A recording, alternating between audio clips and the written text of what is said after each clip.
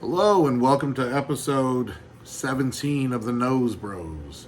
First of all, thanks to all the people that have subscribed and watched videos and commented on videos and told me their creepy foot stories about. This is the one that sticks with me, is a woman with men's 15A feet, which I don't even know how that processes in my brain, but it looks like a little fish bat is what her foot must look like, and that'll. I guess there's someone out there who's pretty excited about that. Like, wait, what? A 15A on a woman? Holy shit! Give me your number. Me, I'm just horrified by the whole thing. Not because she has gigantic, narrow feet. Just, well, maybe that's why. But again, thank you for subscribing and watching and commenting. I appreciate it. Today, I wanted to talk to you about. Now, this is our format change, so I'm doing a first impression on a boot that I recently got, and that I have not worn enough to warrant an actual review. So it's Thursday. It's going to be the Thursday Explorer. All right, now first, this is a Thursday boot. I got these a few years ago. Loose stitching, loose grain back here, little mess up around the welt down here. Not a big deal. $199, a few errors, a few small things. That happens. Shit happens. But then we get this from Thursday, this Explorer boot, and there's nothing wrong with it. Now, that might sound like a positive, and it is a positive. But if you can do it on this, do it on everything, right? All the stitching's even. Nothing out of place. All the stitching's even. Nothing out of place. Everything on this looks good. The eyelets are all where they're supposed to be. The D-rings are all where they're supposed to be. Everything's good. There's nothing aesthetically wrong with these boots at all. Now, you might remember the Explorer comes in tan suede, a black suede, nubuck type thing, and then a green olive suede. And these are brown leather from the Lafargue Tannery in Leon, Mexico, Beaver Moutsole. And so the explanation as to why there's nothing jacked up on these aesthetically, aside from luck of the draw, is these were a sample boot sent out to someone to decide whether or not they should make more of these. So I get it. They're not going to send something jacked up out to the public. But if you can prevent, I'm sure they didn't have one guy just step aside and build these boots. They probably sent these through the same system and said, hey, look, they got to look good. So if you can do it for one boot, why can't you do it for all, or at least most of your boots? There's gonna be mistakes, but sell those as seconds, right? And don't send people jacked up boots. The one thing you'll see most people complaining about with Thursday is their QC, right? Reddit. There's entire Reddit threads in the forum devoted to the quality control issues with Thursday. And I get it. The more boots you make, the more opportunities there are to fuck up, and subsequently there'll be more. However, this proves that it doesn't have to happen, right? Or at least if it does happen, it can be, very rare. So, anyway, that's my soapbox. I'm going to talk about this boot. I've worn it once. I wore it in my car to downtown to the War Memorial to watch a hockey game. That's it.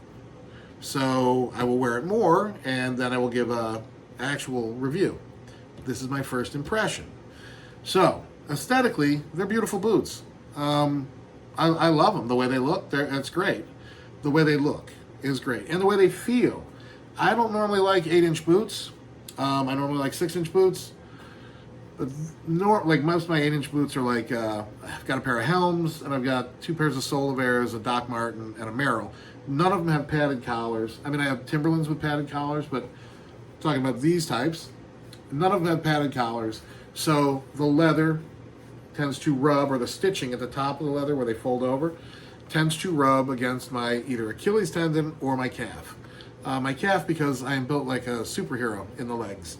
So it becomes problematic if you wear them for a few hours. They keep rubbing, and eventually they rub a spot raw, and then you're mad because you have a little blister on the back of your leg, which you shouldn't have. No one should have that.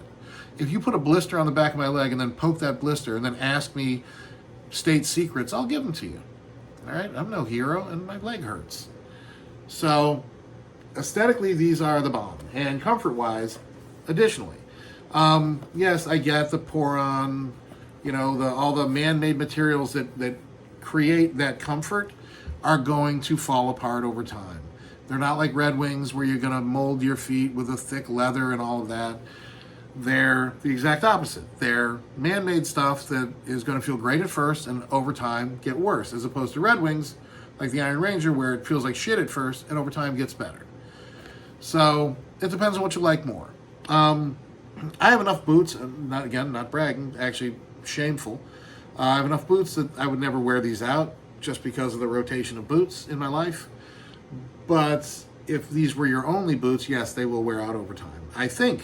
I don't know. I'm going to be wearing them and doing a review. Functionality. Holy shit. What a debacle. What is this? There's no gusset on this tongue. These are the Explorer, right? The name says you're supposed to explore in them, or it's supposed to mimic a rugged boot. That was like a spider bite. Rugged boot. And I'm like this. It's like a little spider. These are supposed to be a rugged boot. Look at the pictures they do on their website. The guy's at a fucking waterfall or something. He's in a cave. I don't know. He's doing explorer stuff. He's bringing smallpox and religion to people. Whatever explorers do.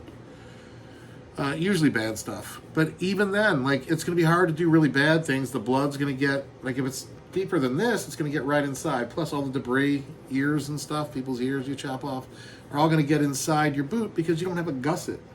Right, you're not protecting yourself here. I'm going to wear these out doing, let's call it man stuff outside, and I'm sure I'm going to be disappointed. Now, I don't want to prejudge them, but every pair of boots I have that doesn't have a gusset, I get crap in here, inside the boot, annoying me all the time. So I can literally go in counting the sole, 2 inches of water before it gets to be a problem. But if I splash in that water, it's going to go right inside and get my feet wet. And where I live, I have the choice of either getting just my feet wet, or if it's the wrong day of this upcoming week, I have the chance of getting frostbite because it's 60 today, it's going to be 14 later in the week. It's a nightmare scenario. So my initial review on these would be, aesthetically, they're a 9. Comfort-wise, they're a 9. Functionality-wise, they're a 2. Maybe a 3. And I might be being harsh on them, but I'm also being very, easy on them with the looks and the comfort. Because as we wear them over the next 6 to 8 weeks, things are going to change. They're either going to get much worse or much better. I'm going to love them or hate them. But I'm going to try and wear these in as many diverse situations as I can. And see how they hold up to it. They're good-looking boots, and they're comfortable. I just worry that for what they're supposed to be, they're not going to get it done. All right, so that is my first impression. And I know these are leather, just real quick. I know these are leather, and the other ones are all suede, but it's the same build, right? So if you get the other ones, the suede ones, it's the same build. They're going to feel basically the same way on foot, and they're going to have the same level of functionality or lack thereof based on how they handle the elements, how they handle yard work or debris or garbage or whatever getting inside those boots. All right? So I'm off to go spread smallpox and stuff, and we'll see how things go. Be another video later this week on the Alden Indie boot. I broke down and bought one.